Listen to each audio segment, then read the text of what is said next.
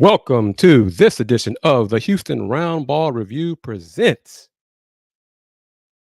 Talk Your Team Throwback Thursday on the lunch break. I am KG Chris Gardner, owner of the Houston Roundball Review. Big shout out to my man AJ Jones for giving me this platform with you on Thursdays from noon to 1, 12:55 roughly. If you have a Roku streaming device, just download BS3 TV. If not, just go to bs3network.com or bs3tvlive.com. And big shout out to Ben and the BS3 family who are probably, as we speak, at Radio Row for the big game, the NFL's big game. Y'all know what it's called, but I can't afford to pay any copyright infringements. But the NFL's big game, the BS3 Network is in the house, in the building at Radio Row. Check out all of the content they provide. A lot of good stuff. Been really impressed with everything they've done. They're part of Radio Row, so salute. See, I'm part of something that's huge. The BS3 Network does hockey, sports, football, basketball, everything, baseball. But this week, they are part of Radio Row for the NFL's big game. Been there since, I think, Monday. So outstanding. Miss Donna, how are you doing? Welcome. Thank you for chiming in. Long time no see, Miss Donna. How are you? Glad to hear from you. But on this edition of the Roundball Review Takeover, I got to say this. Y'all know it. Y'all follow me, follow my platforms, follow the Houston Roundball Review. Know I am a grandiose fan of the Detroit Pistons. Detroit basketball, in case you didn't know. Been a fan since 1986. Team stinks now. Has stunk for a while.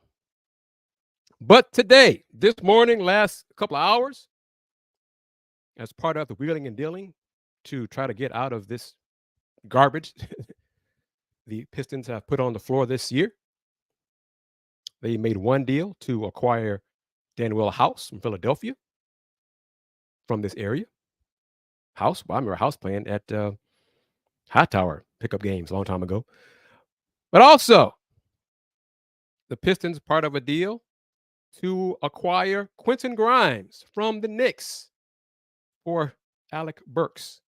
And it's funny, ironic that happened because on an edition of the Let's Talk Houston Rockets live stream show a few weeks ago, I tossed out the possibility of Quentin Grimes going from the Knicks to the Pistons for Alec Burks.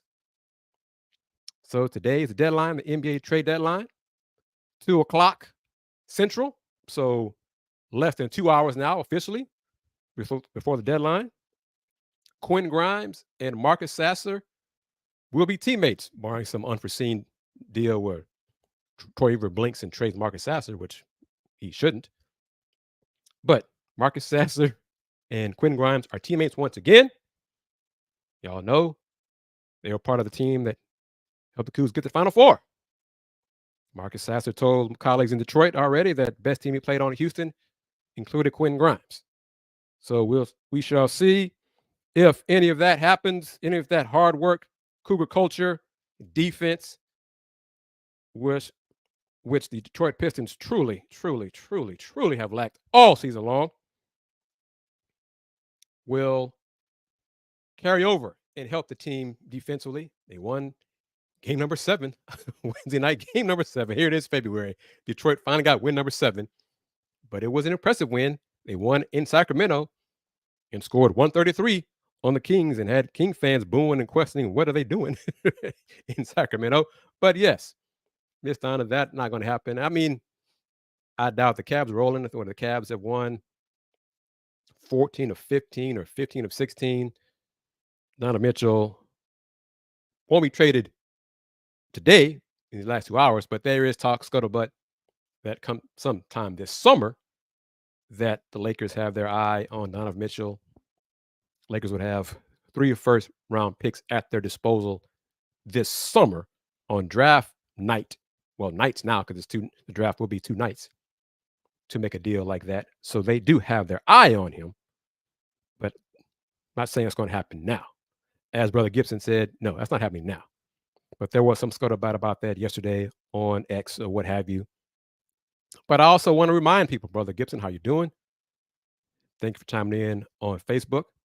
Most of these deals that have happened this week and have happened today were not rumored, except for me and my tossing out Quentin Grimes to the Pistons weeks ago. We shall see, Brother Gibson. We shall see. But like I said, that's what the scuttlebutt was. But get to my point. Most of the deals, most of the rumors, trades that are tossed around in the social media universe don't happen. They don't happen. Think about it. All week long. Hear all kinds of things about player X going to the Rockets. Doesn't happen. The Hawks trying to do this with DeJounte Murray. Probably not happening. Well, not going to happen. How often did anyone who's a fan of the Rockets or any team in the NBA read about, hear about team going to get this player? Doesn't happen. But your team makes a trade. Wow, I heard nothing about that. Huh. I didn't even know that was being discussed. Huh. Because most of those deals that do happen aren't discussed, aren't leaked to the public. The deals that are leaked and announced by the NBA writers, my colleagues, Brother Gibson can chime in with this. Most of them that are leaked and put out there are from the agents because they're trying to drum up interest in their clients. Those deals don't happen. Most of those do not happen. So keep that in mind when you get in these fan forums and you talk about, well, so and so said this was going to happen. So and so said we're offering 2 first-round picks to blah blah blah. No. No. I'm old now. Roundball, you've been around 30 years this year. I used to think that way. I used to put a lot of substance in these rumors. Older I've gotten, more contacts, more things I've learned, don't happen. I have no problem with my colleagues getting that money because it's part of their job to report on what they've heard, what they're hearing. All week long, Brother Gibson, this is what I'm hearing. This is what the intel is telling me. This is what I've heard so far this week. It's part of getting the fans excited. It's part of the NBA drumbeat. You hear this? We might get this guy. We might get so and so. The Rockets are trying to get Mikal Bridges. They're trying to do this. Mm-hmm. Y'all all excited. Come 3 o'clock, an hour after deadline. Man, I thought we were going to get so and so. I thought, man, what happened, man? They told us we were going to. Mm-hmm. Doesn't happen. The majority of trades that have happened this week, have happened today, may happen in these next hour and 50 minutes, are not leaked. The NBA front offices, and now I will say this, there are been on occasion front offices who leak to agents. You know, we might try to deal so and so. Try to deal your client, give him a better opportunity, more playing time. See if you can put out there some interest, feign some interest that we may have moving so and so, or moving or acquiring someone. That does happen on occasion, not often. But I go back to it. I'm a broken record. Most of the trades that are completed, become official and announced, are not leaked. They never are leaked. Hello, stranger. Long time no hear from. Good to hear you. Good to see you. I don't know who said anything about Quentin Grimes to Houston. Wasn't me. But it goes back to one of my points. If you saw that somewhere, if you saw it leaked somewhere, Most likely it was from the agent, the agency, representation. It wasn't happening. There was scuttlebutt late last night about Alec Burks from Detroit going to the Knicks. Late last night, within 24 hours, within 12 hours of today's deadline. Because it wasn't discussed. It wasn't public. I said weeks ago, Willie Gibson, you know it. Miss Donna, you probably know it as well. You're a sports fan. Tran, you know it as well. What writers do now. These are trades that I'd like to see for each team. Trade ideas, trade proposals for each NBA team. That's a thing now. So I said weeks ago, what deal I would like to see is I'd like to see Quentin Grimes traded from the Knicks to Detroit for Alec Burks. Hour ago, the Knicks and Pistons worked on a deal involving Quentin Grimes to Detroit for Alec Burks and Bojan Bogdanovic, Evan Fournier, etc.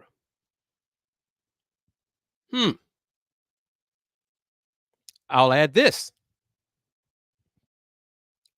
During his just completed press conference with us from 11:15 to noon, right before the show, Coach Kelvin Sampson mentioned, he can say this now, and salute to my colleagues for turning part of today's press conference into a Detroit media session involving the Cougars. I had nothing to do with that. I didn't bring it up. I asked Coach about Cincinnati. But Coach Sampson was asked about his thoughts on Quentin Grimes reuniting with Marcus Sasser in Detroit. Coach Sampson mentioned that he had heard from Detroit GM, their front office, Troy Weaver, this week for some intel, some info, background, just due diligence on Quentin Grimes. This week, Coach Sampson mentioned that today during his press conference that he had been or Detroit had been in contact with him this week. You didn't hear that from Woj or Shams or Sam Amick or anybody else national about Troy Weaver talking to Kelvin Sampson, getting intel.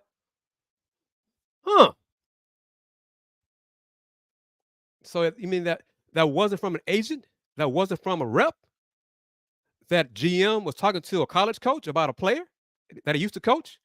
Well, doggone it. I'm shocked. I'm not being bitter at all. I'm just trying to get the audience some insight in how things really do work. There was rumors about players for weeks. Majority of that stuff won't happen today. Let's talk about it. We got some more time here on this edition of The Takeover, powered by JM&E.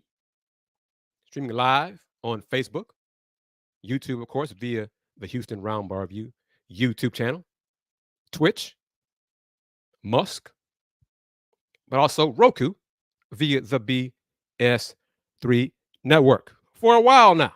At least, I won't even put a timetable on it. Jalen Green, rumors to Brooklyn. Rocket fans are all hyped. We're hyped. Oh, yeah, gotta do this. Yep, gonna do it. Make it happen. Last few days, word came out. Brooklyn said, no, we're not trading Mr. Bridges. Not doing it. Nope, not doing it. Don't care. Nope, not gonna do it. What are your thoughts on that? What are your thoughts on, it has come out these last few days from colleagues, local colleagues, beat writers, that the Rockets seriously entertained the idea of trading Jalen Green to Brooklyn. The Nets have said no so far in these. We'll see, we got about 105 minutes to go before the 2 p.m. Central NBA trade deadline for this season. How many of y'all who watching the show, y'all want to get rid of the Rockets to trade Jalen Green? for Mikal Bridges or anybody. Has his improved performance on the court lately turned you off from trading him now? Or do you still want the Rockets to make a big deal by the deadline? Or are you okay with the Rockets' investment in the deal for Steven Adams for next season as a backup for Alperen Sengun? There are still discussions about Rockets entertaining ideas to trade Jae'Sean Tate by today's deadline. Are you okay with that? Your thoughts on Ms. Donna wants Jalen Green to be more consistent. I think a lot of fans want that and expect it from him because that's what star players do. They're consistently good, game in, game out. They impact winning. They don't just get numbers and lose, but they help their team win game in, game out. Consistency. Excellent point.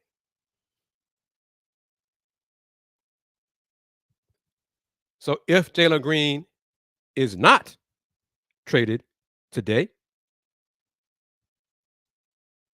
I'm checking my phone for any more deals that are happening left and right. Looks like Charlotte is trading, doing a deal with Dallas, trading PJ Washington to Dallas for Grant Williams, Seth Curry, and a first-round pick. That wasn't part of that was kind of discussed. The Grant Williams part of it was being discussed, but it wasn't really for him. Royce O'Neal name had been tossed about. Royce O'Neal to Phoenix for salaries. See, Brooklyn was willing, agreeable to make a deal in trading Royce O'Neal. They were not going to trade Mikal Bridges, and they aren't. Rockets have tried. So I've hoped. So I've been told. So I've heard.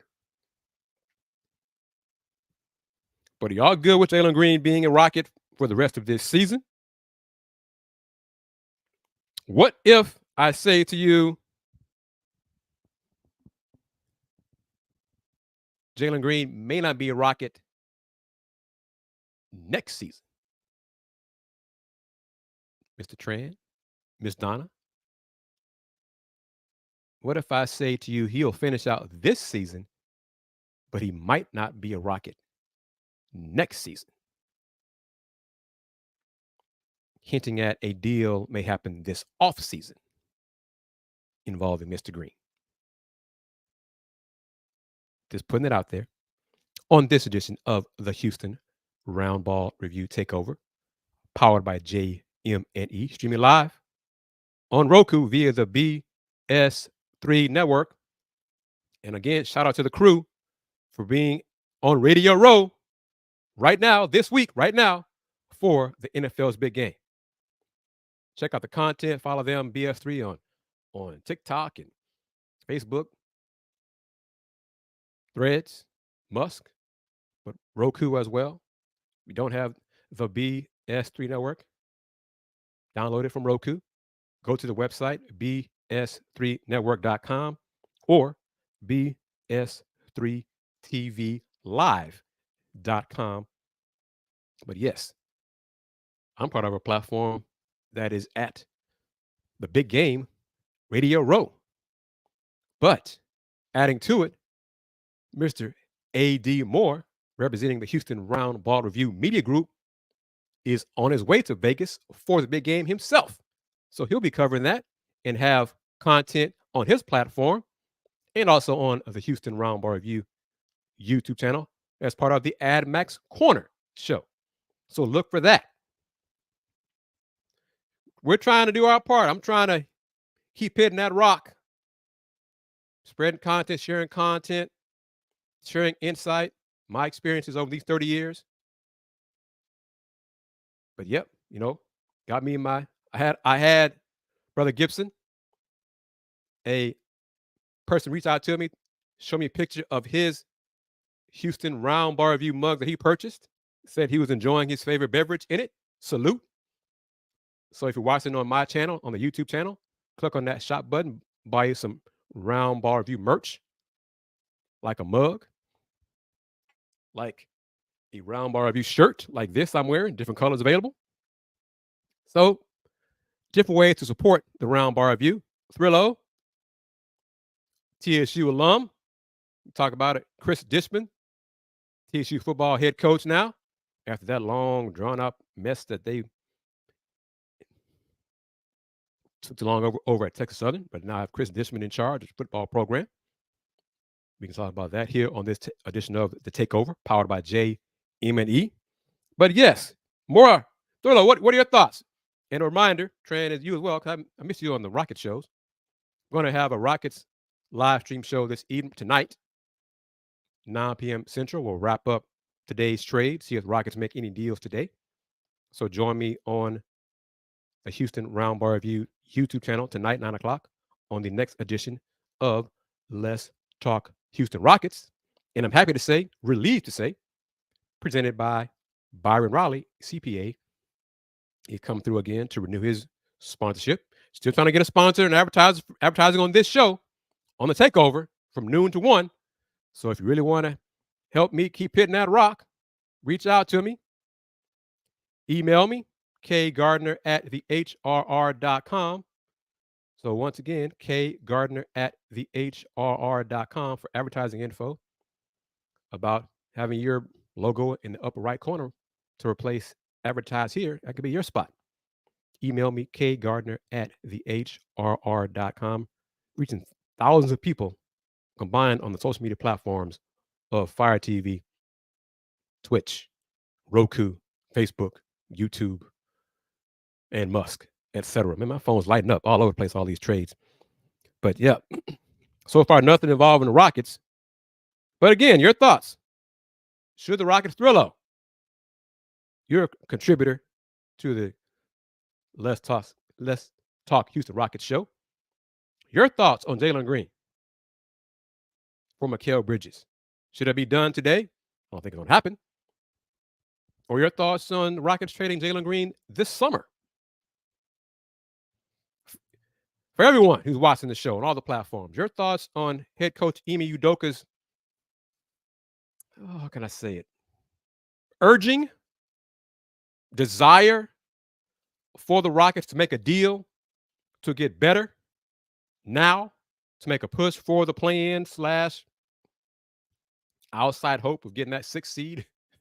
I mean, where they now 4 games under 500 in the 11th or 12th spot. So not in the 7 to 10 range for the play-in. But should the Rockets try? Do you want the Rockets to make a deal? I know one of my regulars on the Rocket show, he's adamant. He wants Rafael Stone to make a deal. Adamant. Do something, Rafael. Make a deal. Yes, Rockets should be in the playoffs this year. So did the Rockets reject a trade for Tate? No. Waiting for an offer to their liking to agree to trade Jayshawn Tate. that's how I'm going to phrase it. 3 picks, looking for 3 picks. Offer was 2, something like that. Trent says he's disappointed in the Rockets. Why? Why are you saying that? Lately or all season, they've kind of exceeded expectations this season. Thurlow, I'm not the biggest Greens fan. He's all for a good trade, but I will say he hasn't been balling lately. He has been playing much better. The injury to Tari Eason has clearly hurt the Rockets' defensive production, defensive flexibility. And that injury still has not been specified what it is. It hasn't been gone. They have not told us if it's beyond stress reaction to a stress fracture. But Tari sure has been out a long time.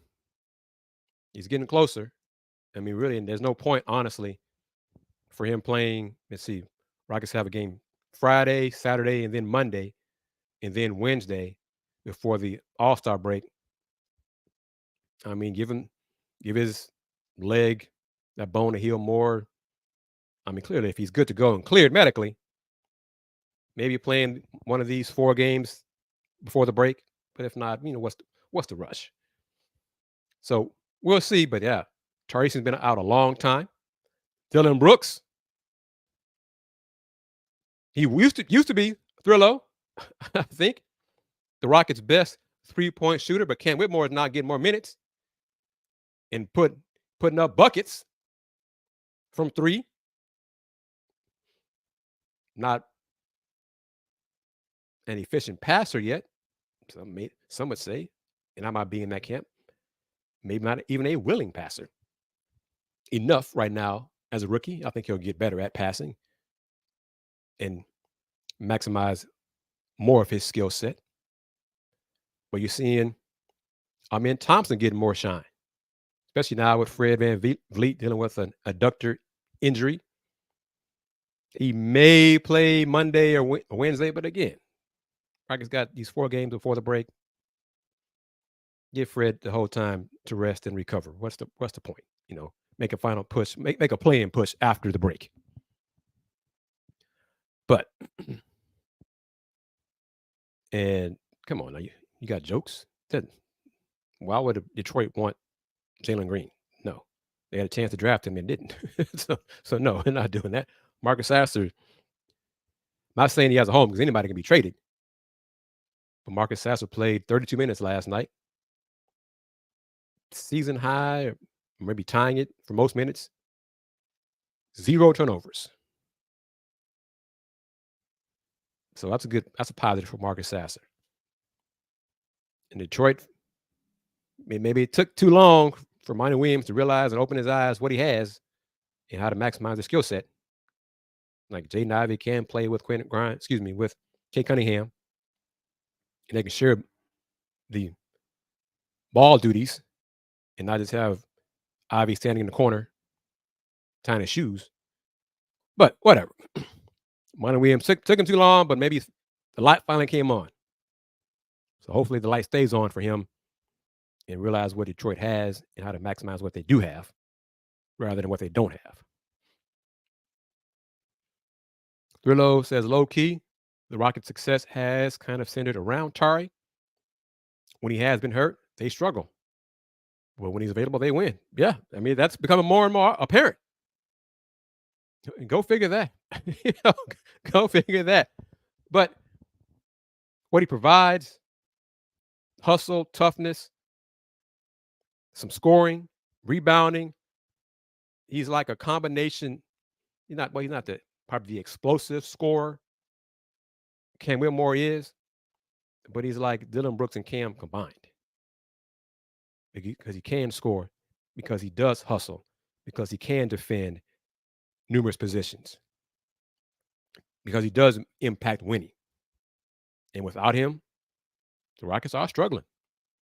You see it. Fans of the team see it. Complain about it. Wonder what to do, how to fix it. All of these things. So we'll see. Toronto, Hawks, Knicks, next few games. Knicks are Monday. That was a chance. It's funny because with the Knicks coming here on Monday before the trade with Detroit, would have been one more chance to see Quinn Grimes visit the city of Houston. But that's not going to happen now because Detroit has already made their one visit from the Eastern Conference to H-Town. Rockets are at Memphis on Valentine's night to close out the first part of their NBA season. Knicks are here in town on Monday. Rockets at the Hawks Saturday and at the Raptors Friday, tomorrow. 4 games. Make your predictions of how many of those 4 will they win? 2, 3, 4, 1, none. What say you on this edition of the Houston Roundball Review Takeover, powered by JM&E, streaming live on Facebook, YouTube, Musk, that's Twitter in case you don't know, Fire TV, but of course, Twitch and Roku via the BS3 network. Killian Hayes, see, I didn't bring it up, Thrill. Killian Hayes started last night because Cade didn't play. Cade trying to do injury management for Cade coming off his leg injury. Was it a strained quad? It caused him to miss some time, so they don't want to rush him back. And Killian, bless his heart, he played well last night in the minutes he got. But fortunately, Monty Williams stuck with Marcus Sasser down the stretch to go with Jaden Ivey, Alec Burks, and Detroit won the game, surprising the Kings on the road. Final score 133. Detroit scored 133. The Kings scored 120. Bottom of the hour of this edition of the Houston Roundball Review Takeover. Y'all know what that means. Going to remind everyone, in case you're new to this show, new to this platform, new to the BS3 Network and BS3 TV. Going to take 90 seconds to show you what BS3 is all about. Be back in 90 seconds. You're watching the Houston Roundball Review Takeover, powered by JM&E.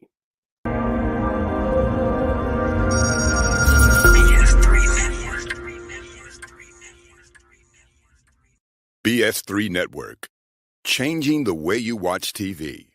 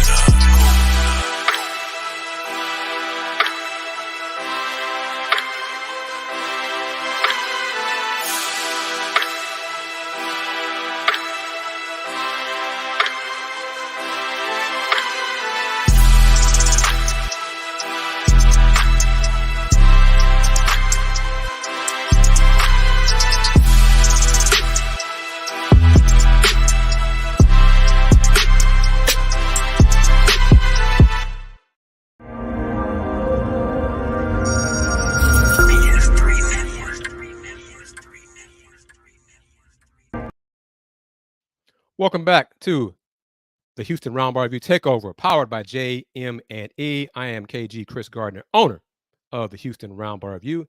You're watching the Houston Roundball Review Takeover on the lunch break, powered by JM&E, streaming live on Roku via the BS3 Network, BS3 TV. If you don't have BS3 TV, simply go to Roku, download it. If not, you can go to the website, bs3network.com or bs3tvlive.com. And I'm proud to say they are part of Radio Row this week for the NFL's big game. Coming up this Sunday, make your predictions on the matchup, Chiefs, Niners. I don't have a big interest in it. Real full disclosure, I do have a financial interest in it, but beyond that, whatever. But let's talk some Big 12 basketball in these next 20 minutes or so, as well as some H-Town area hoops. Going to kind of go backwards, just with a quick note here. Rice Owls women's basketball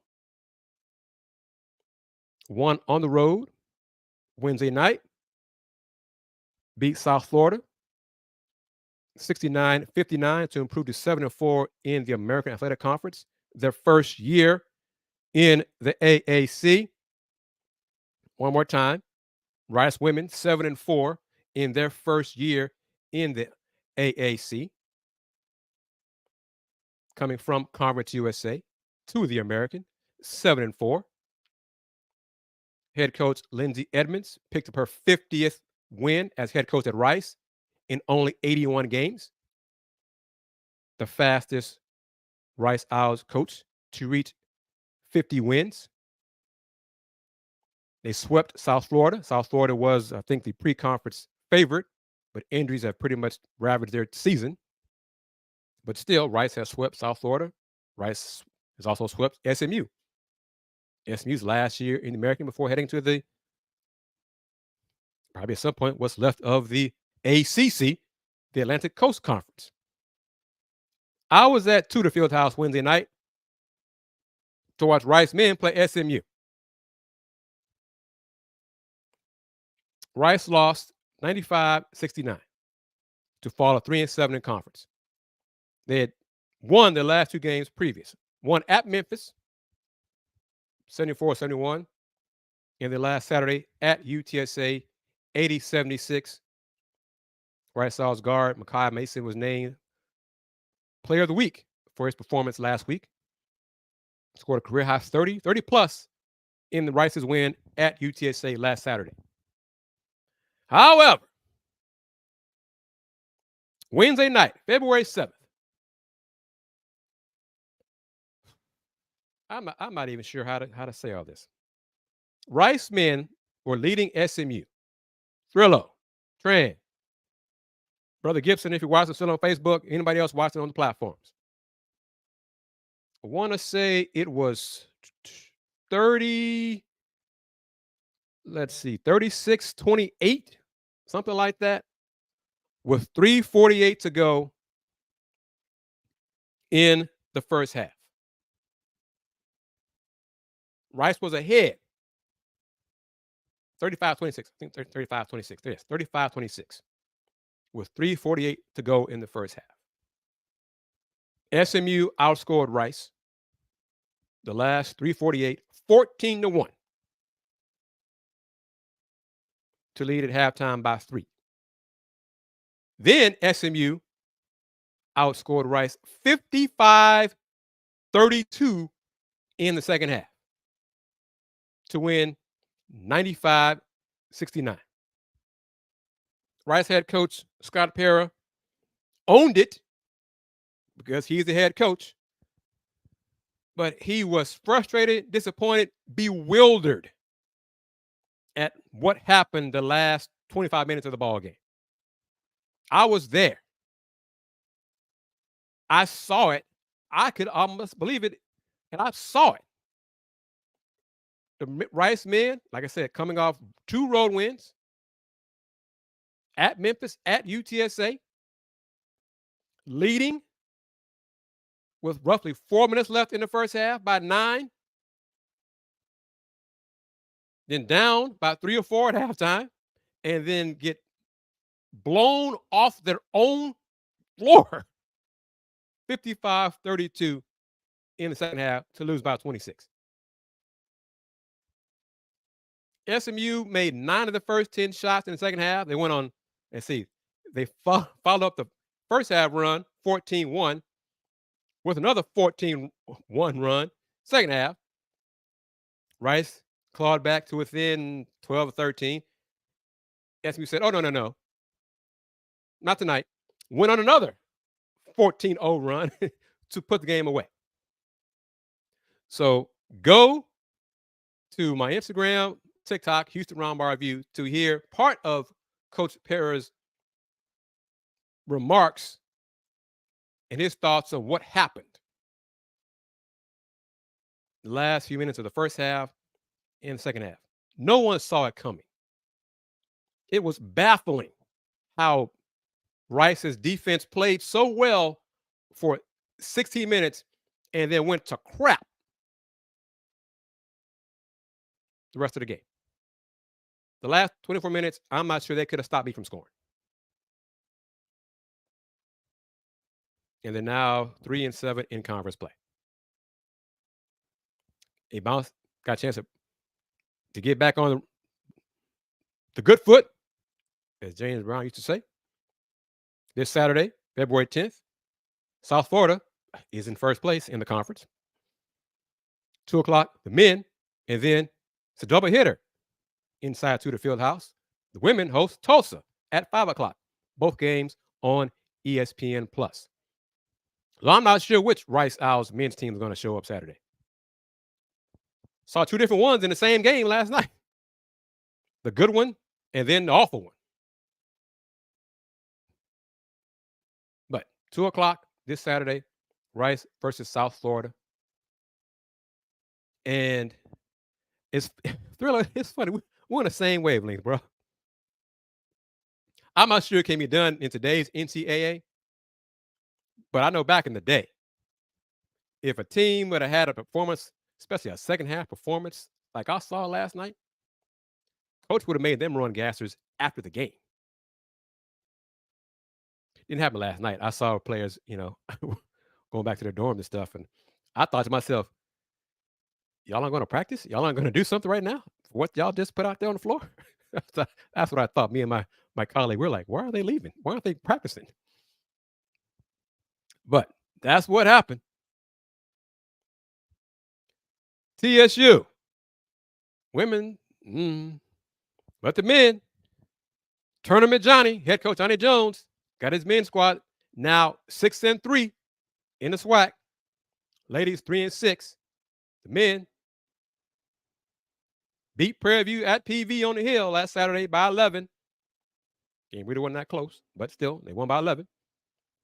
But Texas Southern will be in Florida this weekend, this Saturday and Monday. First up, FAMU, Florida A&M. Women first, 1 o'clock, against Florida A&M, coached by first-year head coach Bridget Gordon,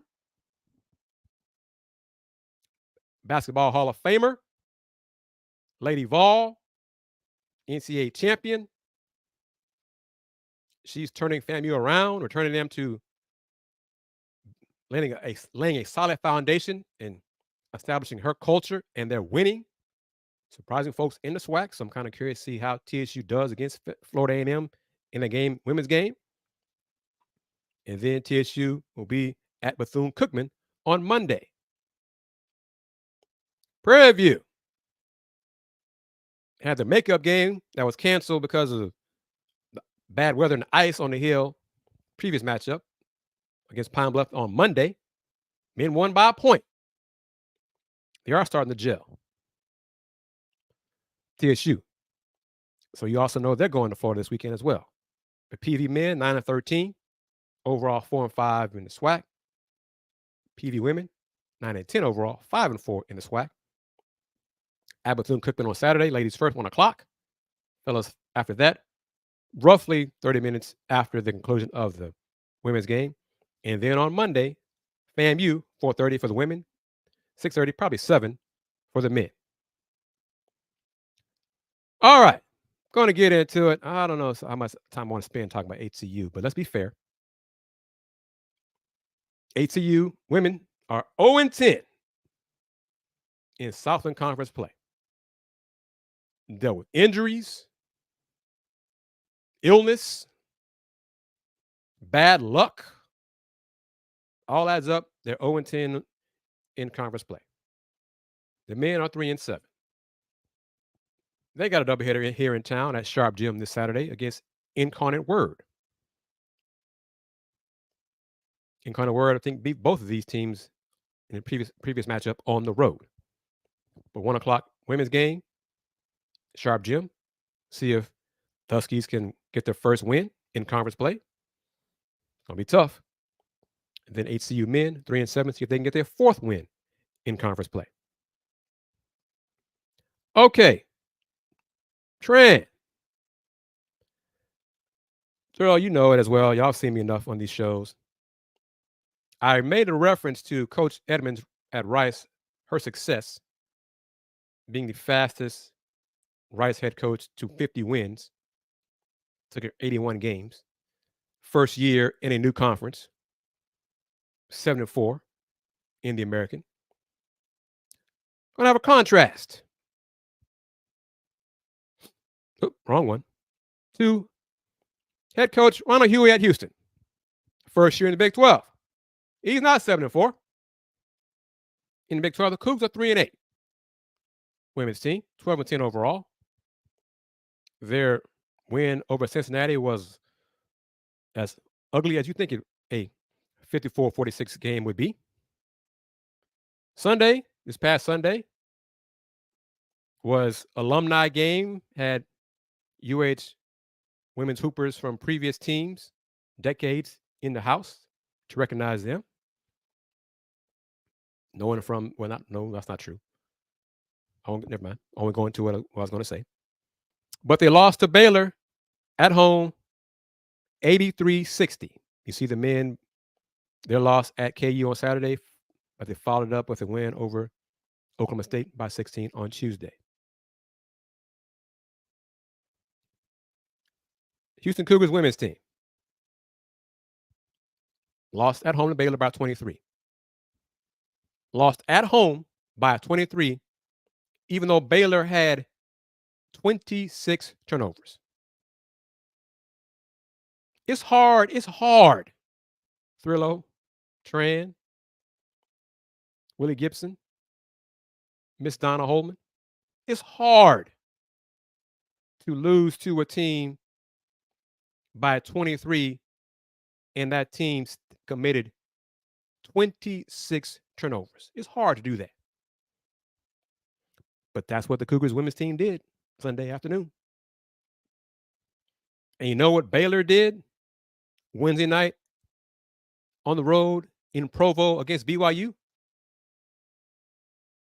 They lost by 12. BYU, also a newcomer, first year in the Big 12. They lost 78-66 at BYU. BYU shot 52% from the floor. BYU committed 19 turnovers, but beat Baylor by 12. Take it for what it's worth. But I'm just saying, I'm putting it out there. Y'all know how I feel. Reminder, Tran, you know it if you're still watching. Well, you know it as well. Kelvin Sampson, 10 years, 10th season coaching the men's team. Ronald Huey, 10th season coaching the women's team. Facilities are the same, basically.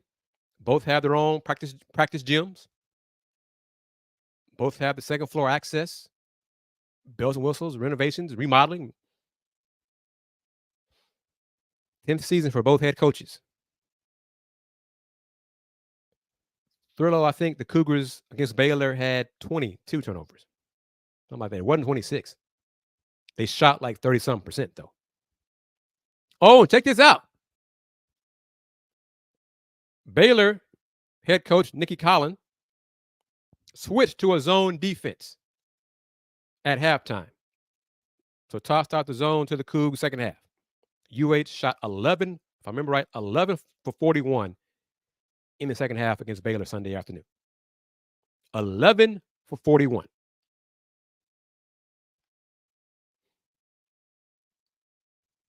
Again, BYU Wednesday night shot 52% against Baylor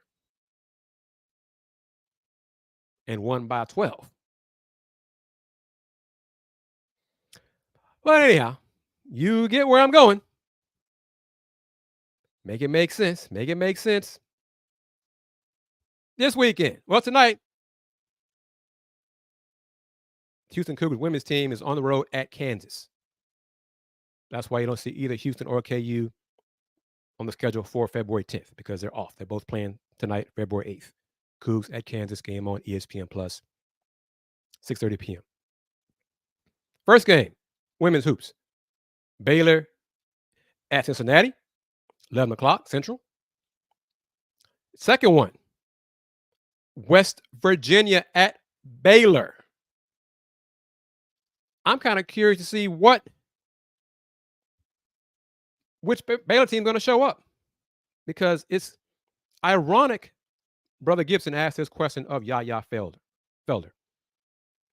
She scored in double figures. Baylor had like 6 players score in double figures Sunday against Houston. Yaya shot the ball well against Houston. She did not shoot well against BYU. She scored in double figures against BYU, but not efficient. It's almost like if she's shooting well, Baylor goes as she goes. Sunday, she played well, shot well, they won. Wednesday night, she didn't shoot well, they lost. Not saying it's all on her shoulders, but kind of a barometer. So I'm not sure which Baylor team is going to show up Saturday. All 5 of their losses are in Big 12 play. West Virginia has only lost twice. And I think both those are two like the good, really top tier teams in the conference. They have 20 wins. They've beaten up on the lower tier teams in the conference. So we'll see how that game goes Saturday afternoon, 2 o'clock on Big 12 Now and ESPN Plus.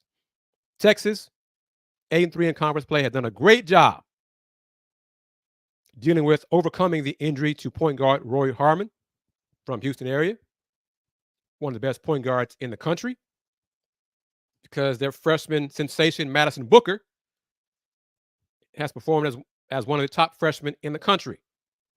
6'1", 6'2" forward, playing point guard, causing matchup problems for opponents. She's cut down on turnovers. Longhorns are winning. They're 8-3.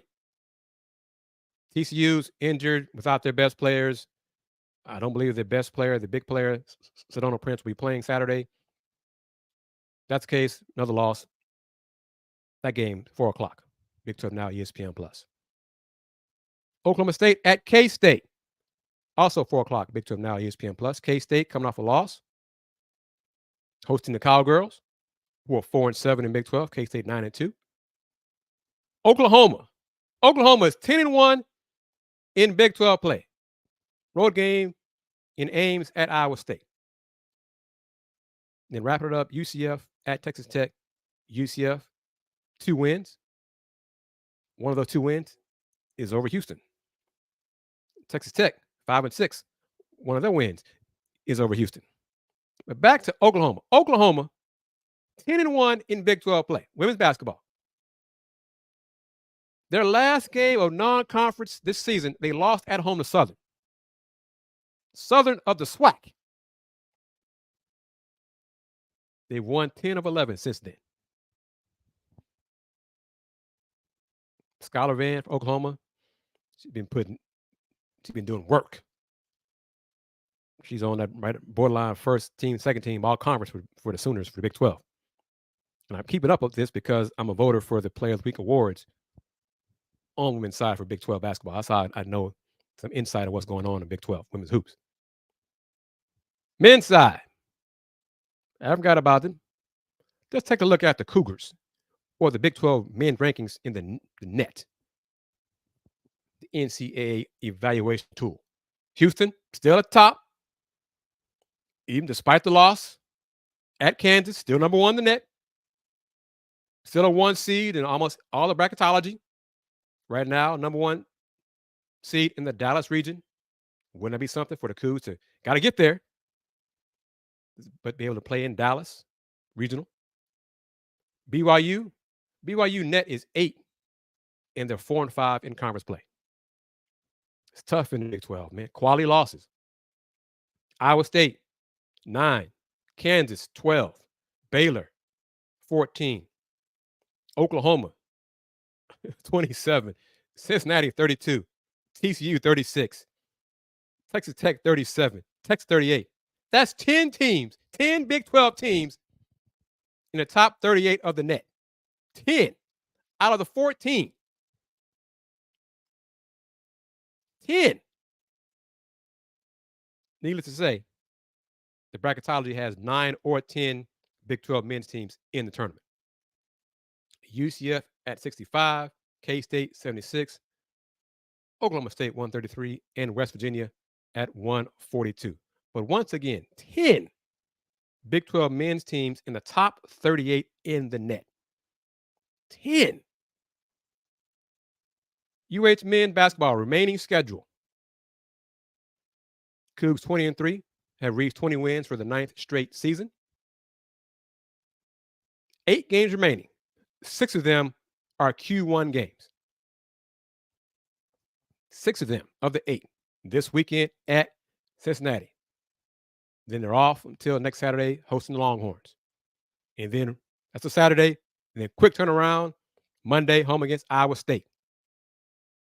And then at Baylor in Waco on the 24th.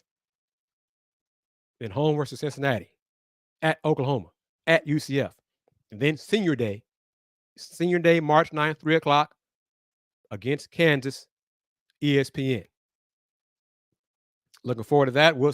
I truly doubt Kansas will shoot 68.9% from the floor in Houston like they did Saturday inside Allen Fieldhouse. We'll see. They took it to the Cougs on Saturday. But then K-State took it to KU in overtime on Monday. Life in the Big 12. Love it. Love covering it. Trying to get to the Big 12 tournament. Looking for sponsors and advertising to help pay for the trip to the Big 12 and the Final Four. So one more time, let's wrap it up here on this edition of the Houston Roundball Review Takeover, powered by JM&E. Email me at kgardner@thehrr.com. Get your company logo shared on multiple platforms in front of thousands of people. Email me at kgardner@thehrr.com. Wrapping it up. Reminder to Rocket fans, tonight, 9 o'clock Central, the next edition of Let's Talk Houston Rockets, presented by Byron Riley, CPA. We're going to see. We got roughly an hour to see if the Rockets make a deal by the 2 p.m. Central trade deadline today. If so, we'll talk about it. If they don't, we'll talk about it. So join me tonight on Let's Talk Houston Rockets on the Houston Roundball Review YouTube channel. But you have been watching the Houston Roundball Review Takeover, powered by JM&E, streaming live, Facebook, YouTube, Twitch, Musk, Fire TV, and of course on Roku via the BS3 network. Never forget this. A couple of things. Buy you some Houston Roundball Review merch. Click on the shop button on the YouTube channel. Get you a mug, get you a shirt. I'm all decked out today. Got the Roundball Review shirt, different colors available. Mugs, tank tops, hoodies, long sleeve, short sleeve, etc. Support the Roundball Review. Spread the word about the show, the channel. Y'all know how to do it. Click on that like button. Tell your friends about the content here on this show and on the platforms at the Houston Roundball Review. Follow my man AD Moore at Next Corner. His show will be from Vegas, from the big game, recapping it. Might have a few shows prior to the big game, discussing Chiefs, Niners, all that part of the Houston Roundball Review Media Group. Since 1994, the Houston Roundball Review. Local name, global perspective. Y'all take care. Peace. It's Sybil Wilkes with what you need to know. Today is Thursday, February 8th, 2024. Number 1, high drama on Capitol Hill this week as Republicans suffered very public failures on the floor of the U.S. House. Republicans were defeated in their effort to impeach Secretary of Homeland Security Alejandra Mayorkas. The impeachment vote fell after a handful of House Republicans joined Democrats to defeat the resolution. House Republican leader Mike Johnson said they fully intend to reconsider the articles of impeachment against Mayorkas when they have the votes for passage. Number 2, YouTube has become a breeding ground for salacious disinformation targeting Black celebrities utilizing a combination of artificial intelligence-generated and manipulated media. NBC News uncovered a dozen YouTube channels responsible for disseminating clickbait titles and voiceovers featuring misleading content about Black celebrities. The disinformation tactic involves AI-generated content with a median view count for each channel reviewed by NBC News of 21 million, indicating the widespread effect of these misleading narratives. Number 3, a new study has revealed that combining vitamin D and omega-3 fatty acids can reduce the risk of autoimmune diseases. The American College of Rheumatology's ACR convergence showed that people who take these nutrients over a long period of time lower their chances of developing an autoimmune disease by 25 to 30%. Vitamin D is one of the more popular supplements in the U.S. It's excellent for bone strength and heart health. However, vitamin D deficiency is not talked about often enough. Number 4, a Kansas City woman identified as Daishion Renee Pons suffered injuries during arrest by off-duty police officers at the Power and Light District. The incident occurred January 28th after an argument with a bartender over the bar bill during the AFC Championship game between the Kansas City Chiefs and the Baltimore Ravens. Cell phone footage captured officers wrestling Pons to the ground and restraining her. Number 5, Run DMC was one of the highest-selling hip-hop groups of the 80s, but Daryl DMC McDaniels could not cope with fame at that time. In Run DMC's newly released Peacock documentary, Kings from Queens, The Run DMC Story, DMC opens up about struggling with celebrity, dealing with substance abuse, and being on the brink of taking his own life. Speaking to people about why he wanted to go public with his mental health struggles, the 59-year-old DMC says that showing fans that he's vulnerable is not a sign of weakness, it's a sign of strength. Our Black History Spotlight shines on the Negro National Anthem, where on February 12, 1900, Lift Every Voice and Sing was sung publicly for the first time at a celebration of the birthday of Abraham Lincoln at the Colored High School in Jacksonville, Florida. James Weldon Johnson wrote the song, and he said in 1926, the song not only epitomizes the history of the race and its present condition, but voices hope for the future. Here's your daily inspiration from Yogi's Jewels. Being responsible involves making decisions that not only benefit yourself, but those around you. Join me today live on YouTube and Facebook at 7 p.m. Eastern, 6 p.m. Central with our mental health and wellness contributor, Aprilette Russell, as we discuss today's top headlines and more. I'm Sybil Wilkes. Be informed, be empowered.